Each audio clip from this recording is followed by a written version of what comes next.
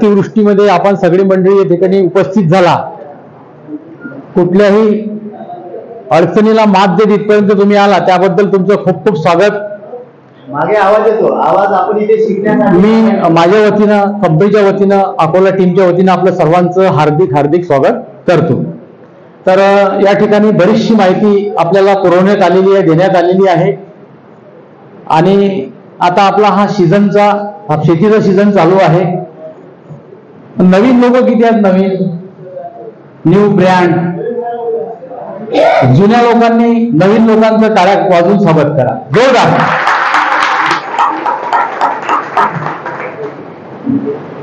लागलं तर खुर्च्या थोडं पुढे पुढे सरका. मागे कसं असते, मागे आवाज जात नाही. हा, जो पहिल्या 2-4 लाईन मध्ये बसतो तो फर्स्ट क्लास मध्ये येतो, बरोबर आहे की नाही? आणि समोर कहाणी बसत आपण शिक्षक लोक आपल्याला प्रश्न विचारतात, बरं आहे आपलं मागे, आहे की नाही? बरं आहे आपलं मागे, म्हणून पुढे या, खुर्ची घेऊन पुढे येऊ शकता तुम्ही, काही वांधा नाही, कोणी अडवणार नाही तुम्हाला. सभी लोगों को मेरी विनंती है, दरखास्त, या पुढे घेऊन या, सरका पुढे पुढे पुढे पुढे सरका पुढे पुढे या. आइए जरा आगे आगे आइए. हा, या या, व्हेरी गुड. फक्त व्यवस्थित दिसलं पाहिजे आपल्याला, ते शाळेतल्या विद्यार्थ्यांसारखे.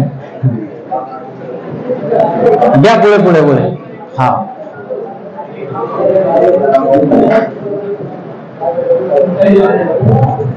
एवढं लांबून आपण आलो, पावसात आलो. मी घरून निघालो तर सततधार पाऊस चालू होता.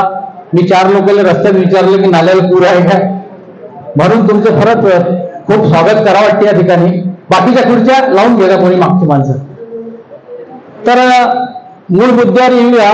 माझं नाव अशोक मोरे आहे आणि मी इथून जवळपास 80 किलोमीटरहून इथपर्यंत आलो आणि मागील 7-7.5 वर्षापासून धन्वंतरी नावाच्या कंपनीमध्ये, या सिस्टम मध्ये, या चळवळीमध्ये सामील आहे. आणि ज्या काही चांगल्या गोष्टी मला ऐकण्यास शिकण्यास मिळतात, मी लोकांना जाऊन सांगण्याचा प्रयत्न करत आहे. व्यवसायाने मी इन्शुरन्स ऍडवायझर आहे. मागच्या 2009 पासून माझ्याकडे भारतीय जीवन विमा ची एजन्सी आहे. खामगाव शाखेला माझं काम आहे. अजूनही एजन्सी चालू आहे, चांगल्या प्रकारचं काम आहे. आता काही लोकांना इथे बळजबरीनं आणण्यात आलेलं असेल, बरोबर आहे की? चला ऐकून तर घ्या, मी काय काम करतो ते पाहून तर घ्या तुम्ही. तर मी सुद्धा असा तुमच्यासारखा बळजबरीने येऊन बसलो होतो. आणि बसल्यानंतर असं म्हणतात की 10 लोकांमध्ये माणूस बसला तर त्याची मानसिकता तयार होते. त्याला घरी जाऊन तुम्ही किती सांगा, त्याला वाटते हा आपल्यालाच सांगतो, आपण व्यक्त हा कार्यक्रम आपल्याला राबवून राहिला, बरोबर आहे? तर असंच मागे बसलो होतो मी आणि मी ते माहिती ऐकली की धन्वंतरी नावाची ही आरोग्याची चळवळ आहे, जी या ठिकाणी तुम्हाला सांगण्यात आलं. या चळवळीचे उद्देश आहे हेल्दी इंडिया, आरोग्य संपन्न भारत. चळवळीचा काय उद्देश आहे? हेल्दी इंडिया, आरोग्य संपन्न भारत. आजारी पडलेला माणूस लवकर बरा व्हावा आणि निरोगी माणूस हा वारंवार आजारी पडू नये. आणि ही चळवळ 2008ला सुरू झाली. ही माहिती सुद्धा या ठिकाणी सांगण्यात आलेली आहे.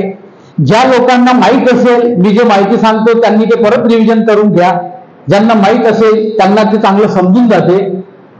कारण या माहितीमध्येच करोड रुपये लपलेले आहेत, जे प्रचाराच्या प्रसाराच्या माध्यमातून आपल्याला मिळतात.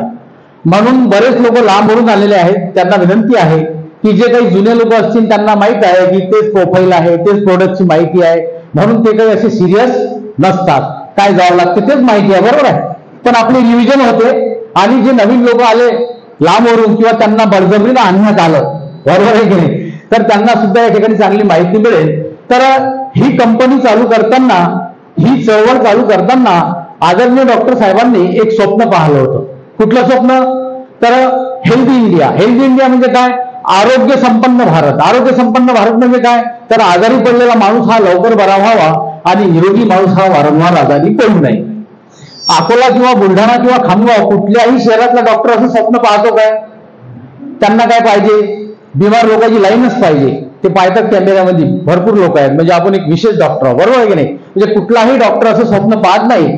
पण एकमेव असे डॉक्टर आहेत जे आदरणीय डॉक्टर रमेश पाटील सर, त्यांनी हे स्वप्न पाहिलं. टाळा व्हायला पाहिजे त्याच्यासाठी, जोरदार टाळा होईल सांगायचं. आणि त्यांनी हे मिशन 2008ला चालू केलं.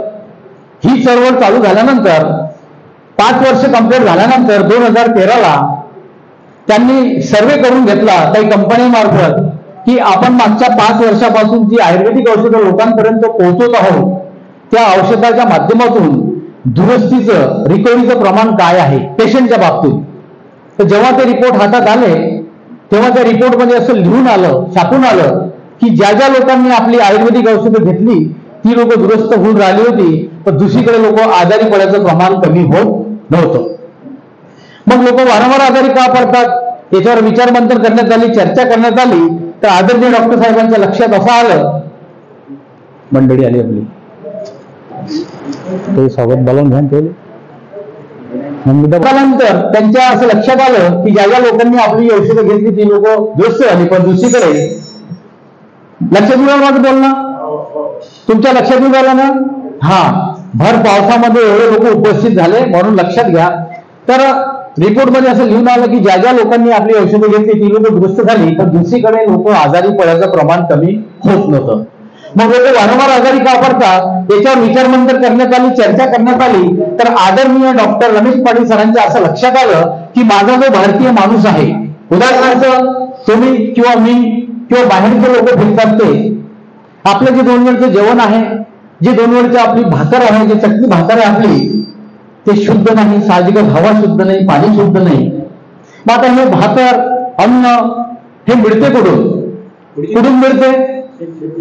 आता तर शेतीतून मिळते. ते लावतात जाणार त्याला लावू द्या, आलं का लक्षात? ते लावतात ते. आणि हे उत्पन्न कोण काढतो शेतीमधून? भारतीय शेतकरी. एसी मध्ये राहणारा माणूस आपल्याला खाऊ घालतो का? एअर कंडिशन मध्ये राहणारा माणूस, ज्या रूम मध्ये हवा सुद्धा जात नाही त्या रूम मध्ये राहणारा माणूस आपल्याला खाऊ घालतो का? मग भारतीय शेतकरी जमीन पिकवतो आणि भारतातल्या लोकांना खाऊ घालतो.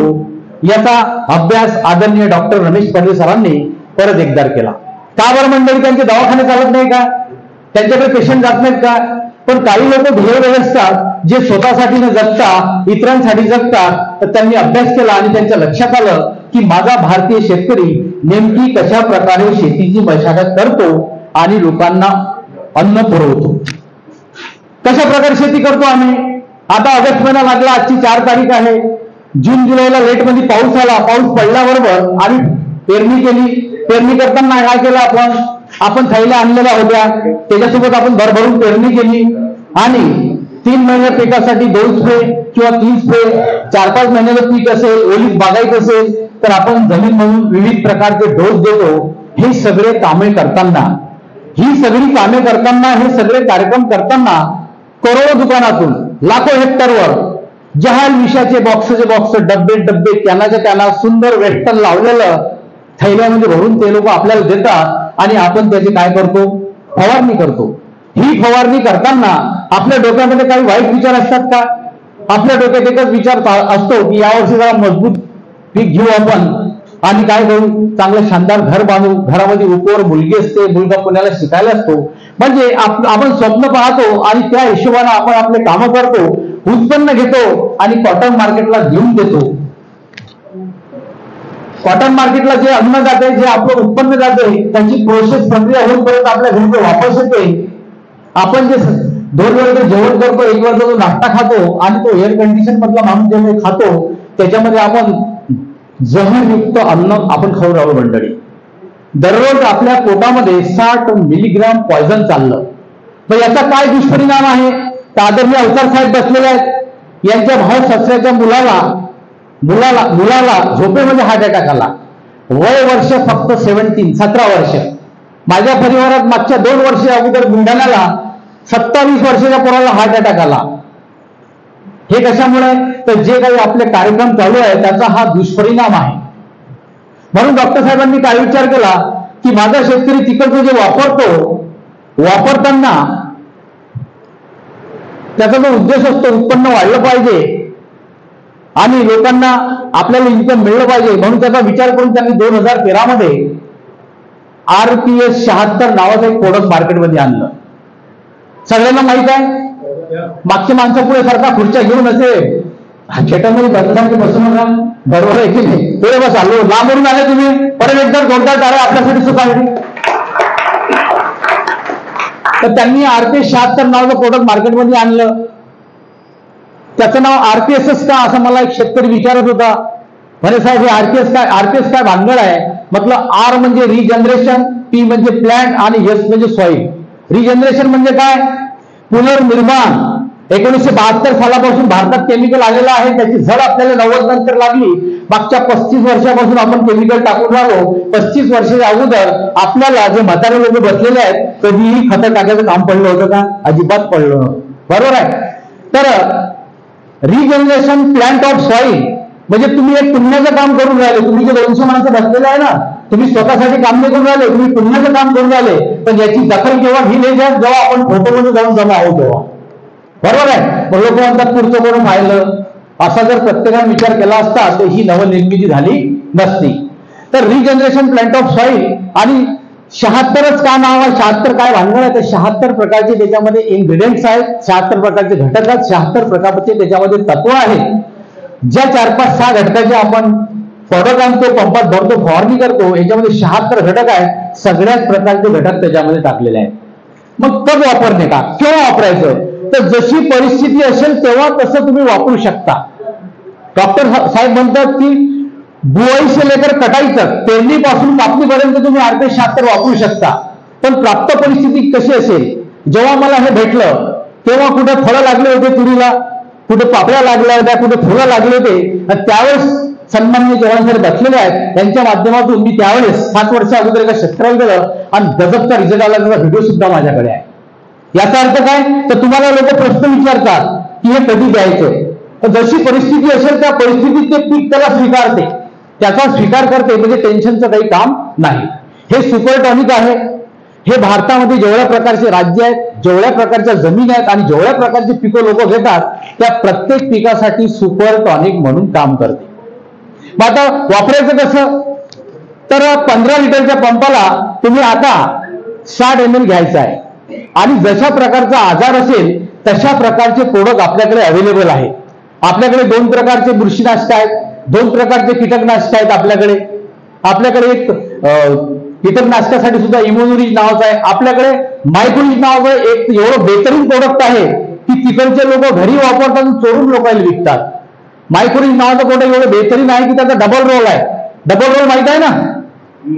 महान पिक्चर मध्ये अमिताभ बच्चन टिबर रोल मध्ये होते, तसं याचा डबल रोल आहे. फवारणीत सुद्धा रिझल्ट आहे आणि तुम्ही त्याचं ड्रिचिंग जमीन मधून सुद्धा देऊ शकता. आता यावरची खूप पावसाळा चालू आहे. या पावसाळ्यामध्ये आपलं दुसरं पीक कोणतं आहे? सोयाबीन सोबतचा तुरीचं पीक आहे. म्हणून सगळ्या शेतकरी बांधवांना विनंती आहे की त्या तुरीच्या पिकाला, एका एकरातल्या तुरीच्या पिकाला 1 लिटर RPS आणि अर्धा लिटर सॉइल गार्ड आहे आपल्याकडे किंवा मायक्रोरिज, याचं जर का तुम्ही फक्त तुरीच्या तासाला ड्रिचिंग केलं आणि जेव्हा सोयाबीन तुम्ही बाहेर काढसाल त्यावेळेस जर का पाऊस असला त्यावेळेस ड्रिचिंग करा. तुमची तूर अजिबात खराब होणार नाही, कुठल्याच प्रकारची वाया जाणार नाही.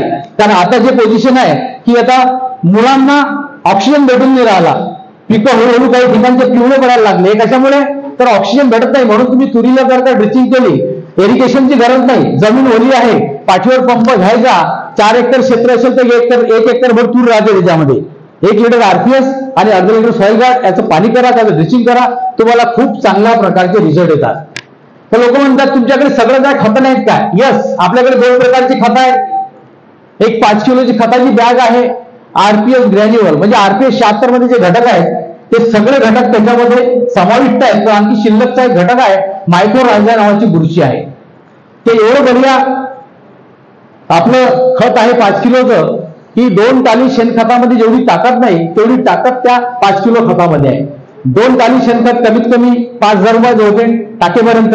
आणि ते शेणखत टाकल्यामुळे काय होतं? रिझल्ट येईल तेव्हा येईल, पण त्याला हुंबी, खोडकिडा ह्या सगळ्या भानगडी येतात. तर त्याच्यामध्ये जो रिझल्ट येणार नाही तो आपल्या 5 किलो खतामध्ये रिझल्ट येतो. मग आता द्यायचं कसं?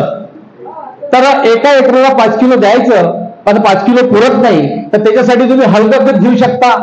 किंवा आता पावसाळा आहे, नदीला पूर येऊन राहिलं, पाणी येऊन राहिलं, भिंगी येते, भिंगी 40 किलो 50 किलो आणायची, त्याच्यात ते खत मिक्स करायचं. आणि ते जमत नसेल तर रात्री काय करायचं? ड्रम घ्यायचा, 10 लिटर पाणी टाकायचं त्याच्यामध्ये, त्याच्यात ती पिशवी खाली करायची, सकाळी वस्त्रगाळ करायची आणि तुम्ही त्याचं ड्रिचिंग देऊ शकता. मुळावरच द्यायचं आहे, ते बाहेर कुठे द्यायचं नाही. अशा प्रकारचे प्रोडक्ट आपल्याकडे सगळ्या प्रकारचे प्रोडक्ट आहेत। एक 40 किलोची आपल्याकडे गोरिच प्रो म्हणून खताची थैली आलेली आहे। गाईच्या शेणखतापासून बनवलेलं ते खत आहे। आपल्या जमिनीचा ऑर्गॅनिक कार्बन हा कमी झालेला आहे आणि हा ऑर्गॅनिक कार्बन मध्ये सेंद्रिय कर्ब म्हणतो आपण, हा कुठून मिळतो आपल्याला? शेणखताद्वारे मिळतो। माहिती आहे तुम्हाला जुन्या लोकांना? आता शेणखत टाकून राहिलो का आपण अजिबात शेणखत टाकून नाही राहिलो। म्हणून आपलं जे खत आहे त्याच्यामध्ये गाईच्या शेणखताच्या पासून ते बनवलेलं खत आहे। जबरदस्त आणि बढिया एकदम चांगल्या प्रकारचं प्रोडक्ट आहे। त्याच्यानंतर आपल्याकडे दूध वाढीसाठी सुद्धा प्रोडक्ट आहे। गाय म्हैस किंवा बैल असेल बकरी असेल तर तिच्या दूध वाढीसाठी सुद्धा प्रोडक्ट आणलेला आहे। गाय म्हैस दूध देत असेल तर दुधामध्ये वाढ होते, तिच्या अंगावर गोचीन गोमांशी असेल कमी होते, दूध वाढल्यामुळे फॅट वाढतात, दुधातलं चिकटपणा वाढतो, म्हणजे आपण एखादं पावभर अर्धा लिटर पाणी टाकून शिल्लकचे पैसे कमवू शकतो। ह्या सगळ्या गोष्टी आपल्याकडे उपलब्ध आहेत आणि त्याचे रिझल्ट